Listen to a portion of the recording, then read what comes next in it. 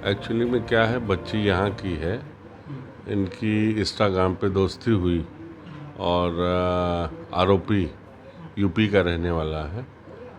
उनका उसका फिर आना जाना हुआ यहाँ पे। इनमें कुछ शारीरिक संबंध भी बने और उसके कुछ वीडियोस बने। जब उस बच्ची की शादी हो गई तो पता चला उससे संबंधित जितने मित्र लोग थे उनको इन्होंने वीडियो वायरल किया उनसे।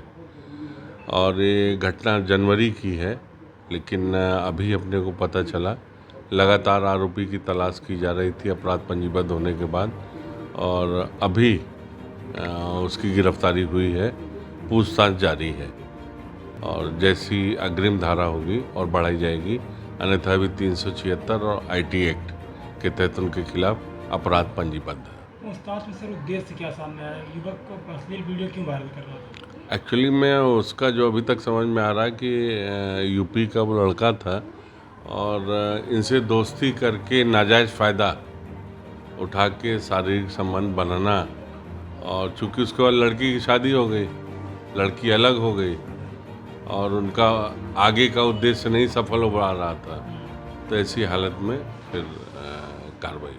एक दूसरे के संपर्क में कैसे आए सब लड़के? इंस्टाग्राम के माध्यम से आए, फिर यहाँ पे रीवा में वो आया, यहाँ उनकी मुलाकात हुई, यहीं किसी होटल में वो रुके किसी कमरे में, वहाँ पे फिर उन्होंने अपना वीडियो बनाया लड़के ने उस लड़की का, और फिर लड़की की शादी हो गई तो वो अलग हो गई।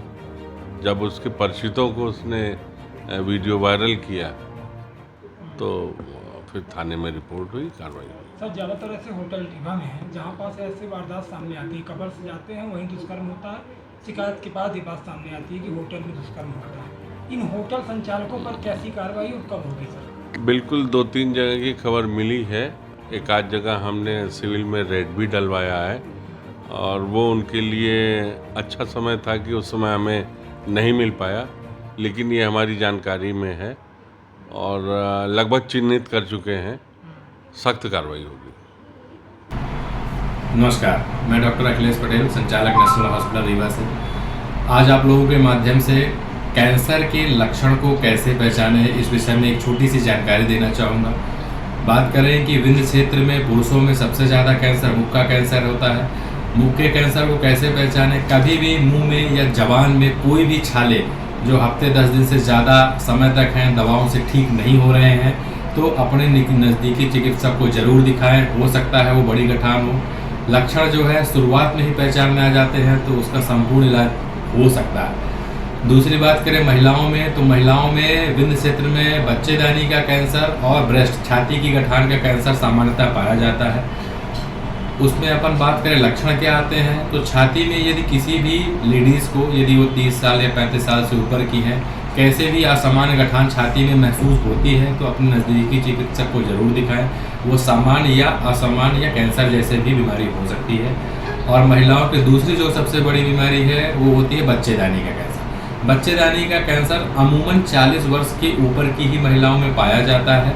उसमें असामयिक तरीके से रक्त का स्राव या मावात का जाना, ये उसका प्रमुख लक्षण रहता है।